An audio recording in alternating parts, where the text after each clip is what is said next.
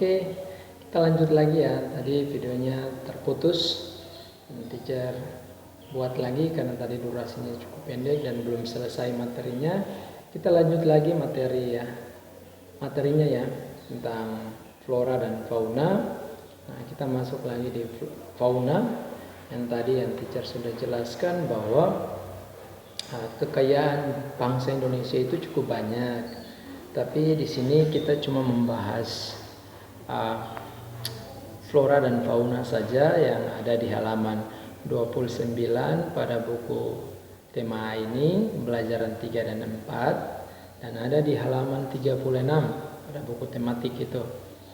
Nah, untuk flora sendiri tadi teacher sudah jelaskan bahwa dia lebih fokus kepada tumbuh-tumbuhan karena Indonesia ini memiliki cuaca bahkan iklim yang cukup bagus sehingga tumbuh-tumbuhan yang ada di Indonesia juga begitu subur.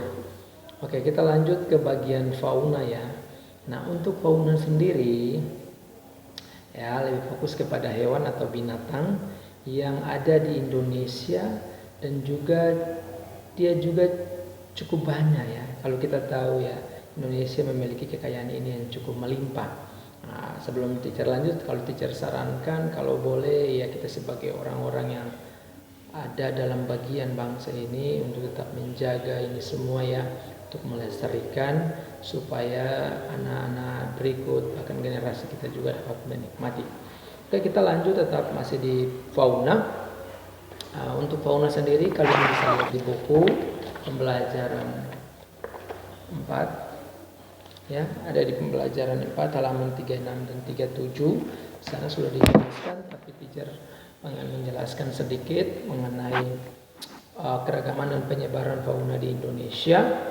Ya, sudah dibagi ada beberapa wilayah di sana ya, yang tadi ada garis Wallace, ada garis Weber. Nah, sedang garis Wallace sendiri ya, kalau kita lihat di sana dia memisahkan antara Indonesia bagian oriental dan Australia. Sedangkan garis Weber dia berada di antara oriental dan Australia.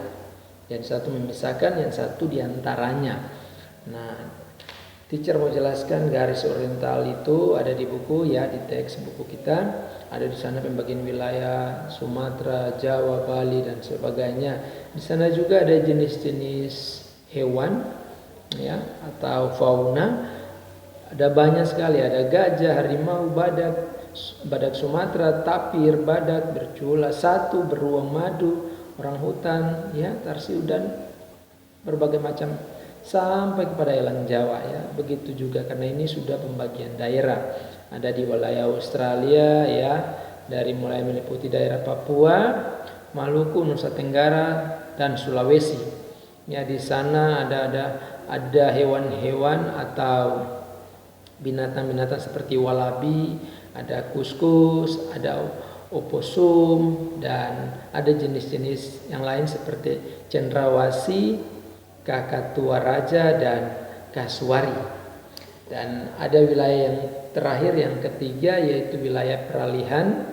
Adalah wilayah di mana hewan ini mendiaminya memiliki ciri yang berbeda dengan wilayah yang sebelumnya, yaitu wilayah oriental dan wilayah Australia. Wilayah peralihan ini meliputi Sulawesi Selatan hingga Kepulauan Aru.